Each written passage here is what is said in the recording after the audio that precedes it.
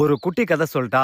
இந்த பட்டிக்குலோ பக்கத்துல இருக்கிற ஏராவூர் அப்படின்னு இடத்துல இருக்கிற எஸ்கா ஹாஸ்பைஸ், அதாவது கிழக்கு புற்றுநோய் பராமரிப்பு நிலையம் மற்றும் மரண நோயர் பேணகம் ஹாஸ்பைஸ், அதாவது இறக்கும் தருவாயில் உள்ளவர்களை பேணும் சிறப்பு மருத்துவமனை. இங்க நம்மள சிறப்பு விருந்தினரா கூப்பிட்டாங்கப்பா. முதல்ல தயக்கமா இருந்துச்சு, அப்புறம் போய் தான் பாப்போமே அப்படின்னு சொல்லி போனேன். உள்ள போனவன நம்ம கண்ணுல முதல்ல பட்டது நம்மளோட படம். இணையத்துல இருந்து ஒரு படத்தை எடுத்து அதை சட்டகத்துல போட்டு நம்மள கௌரவப்படுத்திருக்காங்கப்பா. விடுவோமா? எடுத்துமல்ல பல படங்கள்ல இந்த மாதிரி நம்மள யாருப்பா கௌரவிக்கிறா, அதனால படத்தை பிடிச்சிக்கிட்டேன். என்னதான் நம்மள படத்தை போட்டு நம்மள கௌரவிச்சிருந்தாலும் எனக்கே இது கொஞ்சம் அதிகமா தான் தெரிஞ்சது. இருந்தாலும் நல்லா தான் இருந்தது. என்ன சொல்றது, இந்த தம்பி தான் நம்மள சிறப்பு விருந்தினா அழைச்சா போல. இது அவங்களோட குழு மற்றும் உழைக்கும் கரங்கள். அவங்களாம் கை கொடுத்துட்டு அவங்க கூட சேர்ந்து ஒரு புகைப்படம் எடுத்துக்கிட்டேன். புகைப்படம் எடுத்ததுக்கு அப்புறமா இந்த நிலையத்தை சுத்தி காட்டுறதுக்காக கூட்டு போனாங்க.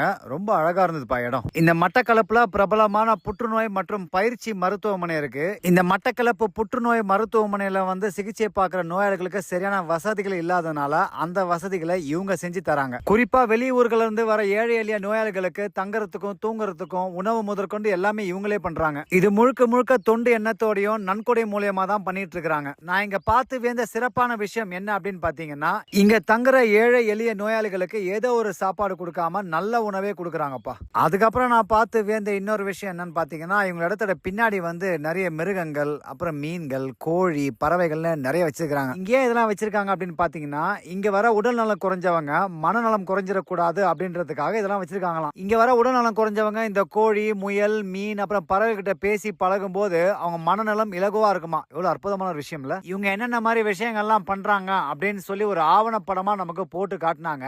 நல்லா இருந்ததுப்பா. இந்த மாதிரிலாம் பண்றதுக்கு ஒரு மனசு வேணும். சிறப்பு விருந்தினருக்கு சிறப்பான சாப்பாடு இல்லாமையா நம்மள சாப்பிடறதுக்கு கூட்டு போனாங்க. எங்க அம்மா என்னை விட்டு போனாலும் அவங்க ஆசி மட்டும் எப்பவுமே என் கூட இருக்குது. இதுக்கப்புறம் எங்கடா போய் சாப்பிடலாம் அப்படின்னு நினைச்சுனே இருந்தேன். அவங்களே சாப்பாடு கொடுத்துட்டாங்க. சாதாரண சாப்பாடு இல்லைங்க, வகை வகையான சாப்பாடு. இதை நான் எதிர்பார்க்கவே இல்லையப்பா. அப்புறம் மனசுக்குள்ள நானே நினைச்சுக்கிட்டேன், மகாபிரபு உங்களுக்கு இல்லாத சாப்பாடா?